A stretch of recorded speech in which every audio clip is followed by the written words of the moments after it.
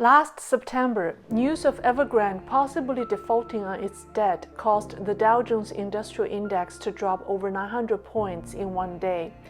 People were alerted to the risk of an approaching real estate bubble, but some Western investors still bet on Evergrande because they speculated that the Chinese Communist government would save Evergrande from the debt crisis. Now, the rest of the world is also feeling the impending doom of a real estate bubble. We wonder how Beijing will handle its failing real estate giants and how China's real estate bubble is related to ours. Hi everyone, welcome to my show. I'm Lei. Many Western investors thought that Evergrande was too big to fail for China and the regime would rescue it to prevent a financial meltdown. But Beijing did not save Evergrande, nor did it let it die. This took many by surprise. Western investors are used to a mature market economy that's built upon trust and rule of law. They often analyze the Chinese economy and its problems from a Western market perspective. This has prevented them from reading into the CCP's motives and intentions, which are often related to its existential crisis. In the free world, developers take out loans from banks, buy a piece of land, and hire construction companies to develop real estate products. They sell the products to individuals who also take out loans from banks.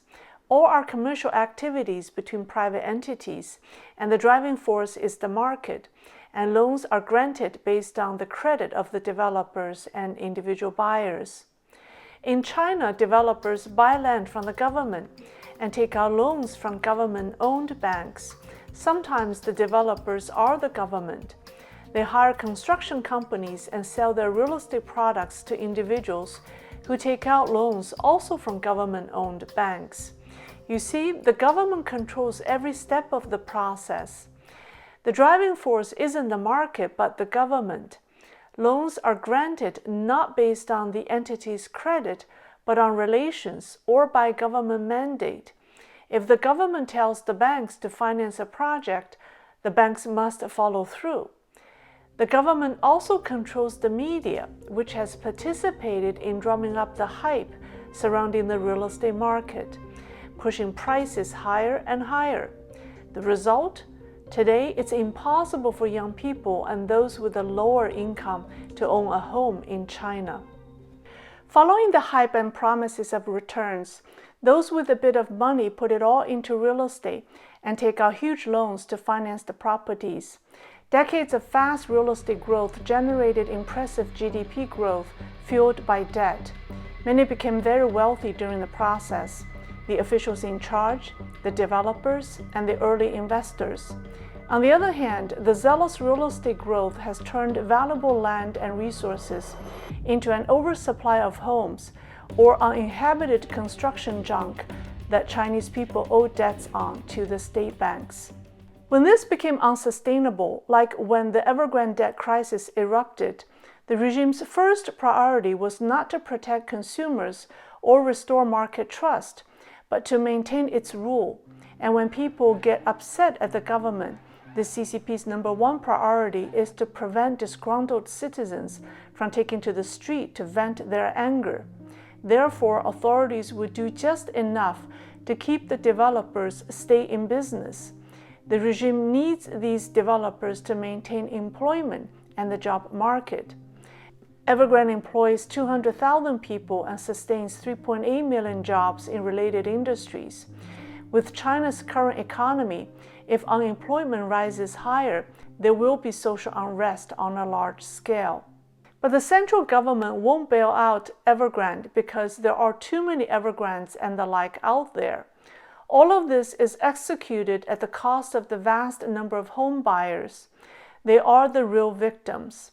Many have used their life saving to buy a home and would never see their home delivered. Here are videos of home buyers who have moved into unfinished homes in abandoned construction sites, some with no windows or doors, while they continue to pay their mortgages.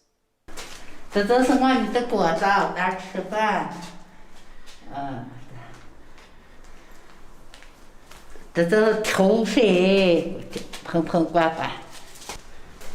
这是我们的水虫。再怎么就是晚上在这儿睡冷不冷？冷冷啊，冷就是这衣裳不敢脱，就开着连声滚连声，就这么滚着。你脱下冻的人起不来，你想想，黑地要起给你个下楼，不下楼了你个是给人家这楼上你没出去嘛，没出小便去你得下楼。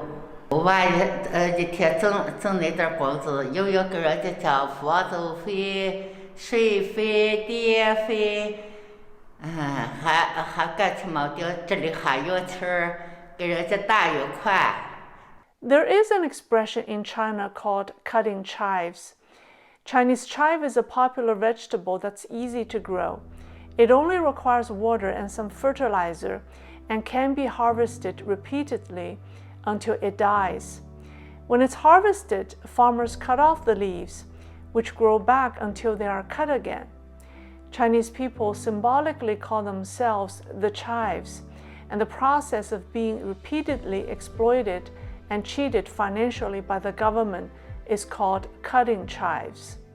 But not all Chinese are chives. Some are smart. They knew that the overheated Chinese real estate market was unsustainable and wanted to keep their money elsewhere. When a small percentage of investors in the world's most populous country looked across the border, it changed the real estate market in New York, California, and beyond. We now see the same problems as China. During the peak in 2014, Chinese buyers were the largest group in both sales volumes and sales amount in New York. In 2015, 75% of Manhattan's cash buyers had Chinese last names, and the impact? China has effectively exported its unsustainable real estate model to the U.S. From 2011 to 2019, the average price of a newly listed condo in New York soared from $1.2 million to $3.8 million. Developers rushed to build luxurious condos catered to foreign investors. This created an oversupply of high-end condos and a short supply of middle-class homes. Before the pandemic, both New York City and Los Angeles experienced a surplus of high-end condos. In January 2020, right before the pandemic, nearly half of the Manhattan luxury condos that came onto the market were unsold. New homes are becoming more luxurious and unaffordable. Young people and people in a lower income bracket cannot afford a home.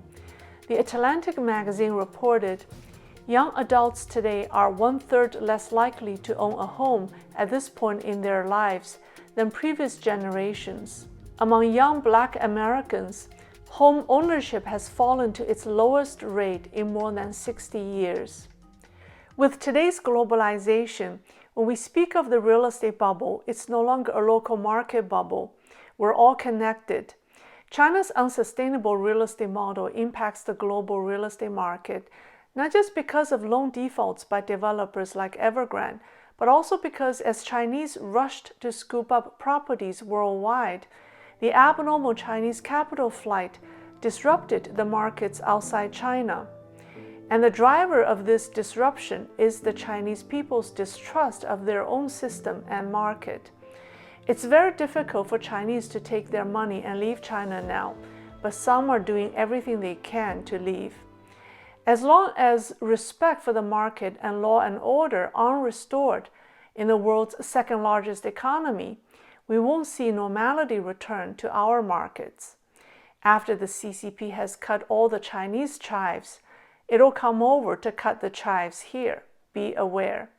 That's all for today. Thank you very much for watching, and I'll see you next time.